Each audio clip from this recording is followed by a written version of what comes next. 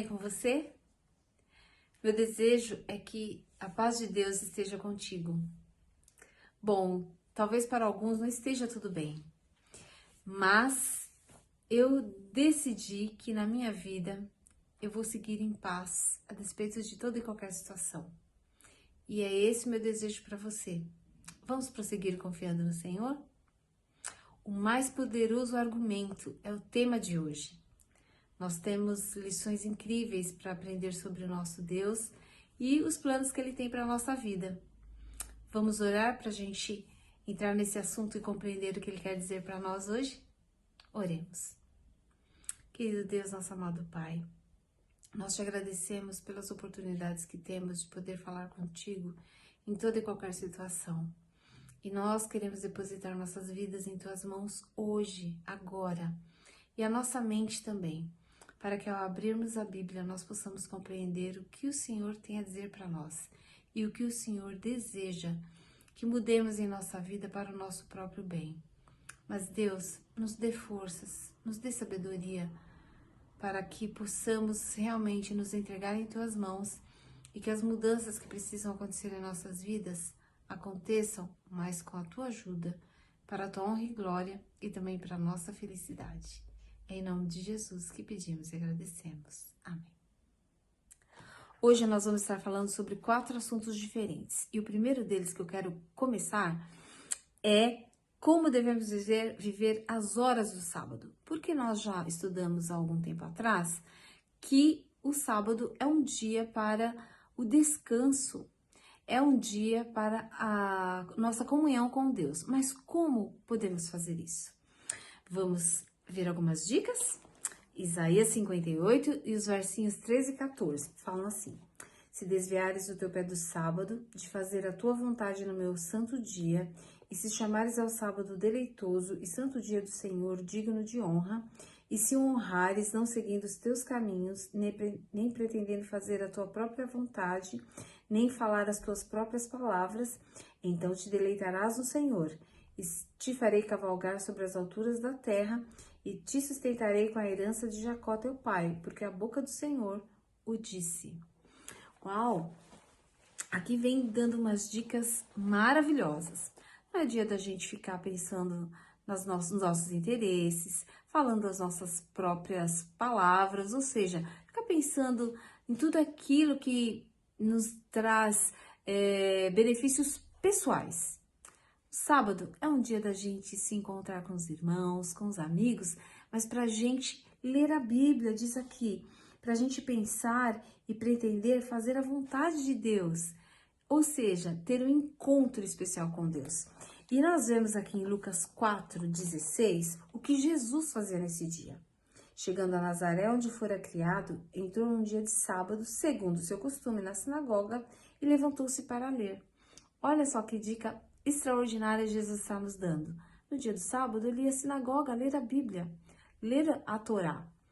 E também no versinho 31, e desceu a Cafarnaum, cidade da Galileia, e os ensinava nos sábados. É um dia de ensinar a Bíblia. Veja bem, o exemplo de Jesus nos ensina que o sábado não é um dia para não fazer nada, mas é um dia para adoração, para comunhão, para o serviço desinteressado ao semelhante. Os limites do sábado vão do pôr do sol da sexta-feira até o pôr do sol do sábado. Nesse período, as atividades materiais dão lugar às atividades espirituais. É isso que nós devemos fazer no dia do sábado. Tudo aquilo de material que vai nos trazer lucro, interesses pessoais, vamos deixar para a semana? O sábado deve ser um dia de interesse espiritual, onde eu quero ler a Bíblia, onde eu quero louvar, adorar e estar em comunhão com Deus e com os meus irmãos. Como devem os membros da igreja se comportar em relação aos seus irmãos? Excelente pergunta, e a resposta está na Bíblia.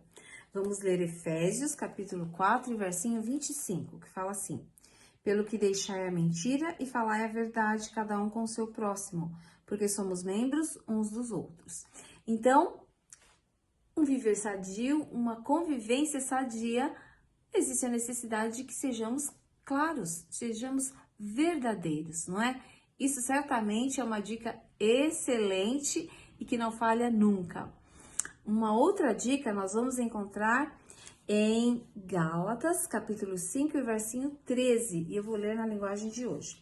E fala assim: porém vocês, irmãos, foram chamados para serem livres, mas não deixem que essa liberdade se torne uma desculpa para permitir que a natureza humana domine vocês. Pelo contrário, que o amor faça com que vocês sirvam uns aos outros. Ou seja, não é porque nós somos livres, nós vamos sair falando sem pensar, não é? Aqui está nos convidando a gente tomar cuidado, falar com respeito com o próximo, com amor, não é? Assim a gente vai ter um convívio enriquecedor.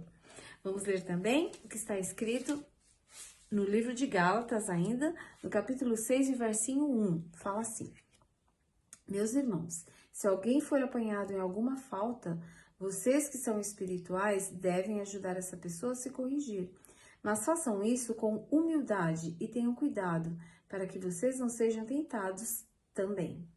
Então, quer dizer, se nós vemos que alguém está precisando de uma ajuda, de uma orientação em relação a uma decisão, algum comportamento que não está de acordo com a palavra de Deus, nós podemos ir ter com esse irmão e falar com ele. Mas esse verso aqui diz para a gente fazer isso com humildade, não é? De forma que nós possamos tomar cuidado na forma como falamos com esse irmão. Até porque aqui fala para a gente tomar cuidado para nós não sermos tentados também. Ou seja, para a gente não achar que nós somos os donos da verdade. Nós vamos ser sempre o certo, então nós sabemos falar todas as coisas corretamente. Não é assim. Nós somos também seres humanos que em um momento ou outro também vamos precisar de correção, não é? Então vamos falar com humildade para quando chegar a nossa vez, a gente ser também bem orientado com amor também da parte do outro.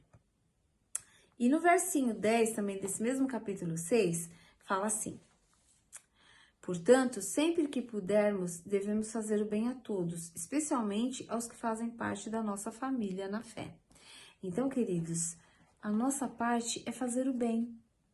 E aquilo que a gente fizer, certamente nós vamos receber também. Que princípios a Bíblia estabelece para o vestuário? Essa é a pergunta número 3, que nós estamos, então, buscando as respostas na Bíblia. Vamos ver, então, em 1 Pedro, capítulo 3, e o versinho 3 e 4, fala assim: não procure ficar bonita usando enfeites, penteados exagerados, joias ou vestidos caros. Pelo contrário, a beleza de você deve estar no coração, pois ela não se perde. Ela é a beleza de um espírito calmo e delicado que tem muito valor para Deus. Então, a Bíblia que responde essas questões e ela deixa muito claro que a simplicidade no vestuário, o cuidado na aparência, ela deve ser de uma forma simples e delicada, ou seja, de bom gosto. Que fantástico! A Bíblia tem resposta para tudo na nossa vida. E diz aqui também, em 1 Timóteo 2 e no versinho 9, quero também que as mulheres sejam sensatas e usem roupas decentes e simples, que elas se enfeitem, mas não com penteados complicados, nem com joias de ouro ou de pérolas, nem com roupas caras. Então, quer dizer, a Bíblia nos dá dicas até para sabermos como estar bem, de forma externa, sem exagerar nos gastos. Qual é a atitude do cristão para com o casamento? Uau! Essa pergunta tem algumas considerações muito interessantes na Bíblia, que esclarecem, aliás, muitas situações em que estamos vivendo em relação a este assunto. E eu gostaria, então, de ler com você 1 Coríntios, capítulo 7, e os versinhos 10 ao 14. Fala assim: para os que já estão casados, tem um mandamento, que não é meu, mas do Senhor, que a mulher não se separe do seu marido. Muito claro, não é? Então, quem está casado, por favor, permaneçam casados. Continuando no versinho 11, fala assim: porém, se ela se separar, que não case de novo, ou então que faça as pazes com o marido, e que o homem não se divorcie da sua esposa. Muito claro também, não é desejo de Deus que por algum desentendimento os casais se separem. Versinho 12. Aos outros digo eu mesmo e não o Senhor. Se um homem cristão é casado com uma mulher que não é cristã e ela concorda em continuar vivendo com ele, que ele não se divorcie dela. Isso é muito interessante. Um casal, de repente, a mulher se converte a uma religião cristã e o esposo não. Mas se ele respeita a decisão dela, tem tudo para continuar sendo um casamento feliz, tá certo? E continuando aqui no versinho 13, fala assim: e se uma mulher cristã é casada com um homem que não é cristão e ele concorda em continuar vivendo com ela, que ela não se divorcie dele. Muito claro. Versinho 14. Pois Deus aceita o homem que não é cristão por ele estar unido com sua esposa cristã, e aceita a mulher que não é cristã por ela estar unida com seu marido cristão. Se não fosse assim, os filhos deles não pertenceriam a Deus, mas sendo assim, eles pertencem. Então, queridos, Deus aqui deixa muito claro que se existe o respeito entre uma pessoa que está casada e de repente um dos cônjuges se converte ao cristianismo e o outro cônjuge respeita a decisão do outro, o casamento deve prosseguir como uma bênção, tá certo? E um santifica o outro, tá certo? E os filhos, então, fazem parte daquela harmonia. Um outro versinho interessante é Mateus, está em Mateus, capítulo 19. Aqui é o próprio Jesus que fala nesse verso. São Mateus 19, versinhos 8 e 9. Fala assim: Jesus respondeu: Moisés deu essa permissão por causa da dureza do coração de vocês, mas no princípio da criação não era assim. Jesus está falando sobre o divórcio. Por que que Moisés permitiu o divórcio? Ele permitiu por causa da dureza do coração das pessoas. As pessoas queriam porque queriam se separar. E aí Moisés falou, olha, querem se separar? Então se separem. Mas no princípio não era assim. Portanto, eu afirmo a vocês o seguinte: o homem que mandar a sua esposa embora, a não ser em caso de adultério, se tornará adúltero se casar com outra pessoa. Então, Jesus deixou muito claro: querem se separar por qualquer razão, simplesmente porque acham que não estão se entendendo, quando na verdade devem buscar uma solução para se entenderem. Então, eles estão se separando, mas não podendo se casar de novo. Se o homem manda a mulher embora, ou seja, se divorcia dela e casa com outra mulher, sem ser por motivo do adultério, então ele está adulterando ao se casar com outra mulher, ok? Somente o adultério, está muito claro aqui nessa passagem, abre a possibilidade da separação. Do contrário, não, ok? Uma outra passagem está em Hebreus 13, versinho 4. Que o casamento seja respeitado por todos e que os maridos e as esposas sejam fiéis um ao outro.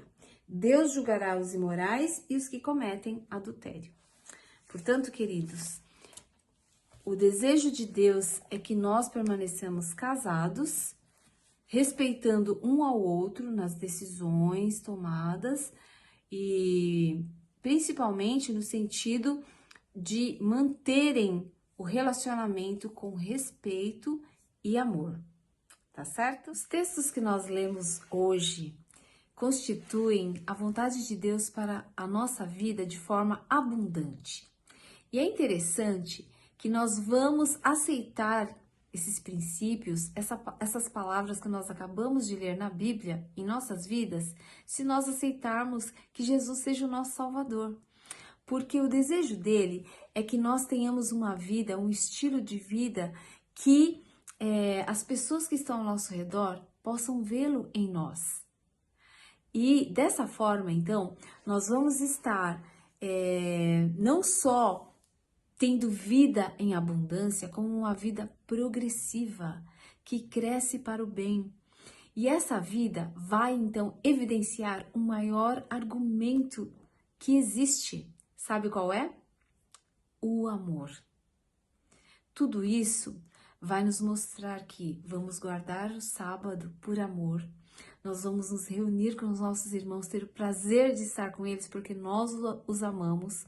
Nós vamos desejar nos vestir de forma que agrade a Deus porque nós o amamos.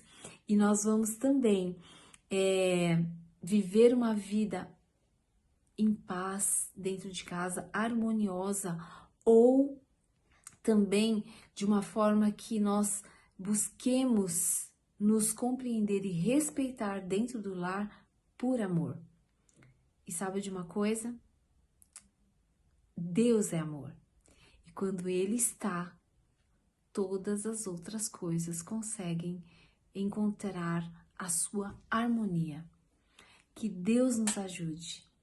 Que Ele possa estar trabalhando em nossa mente, em nosso coração de forma maravilhosa, sobretudo para aceitarmos a sua palavra.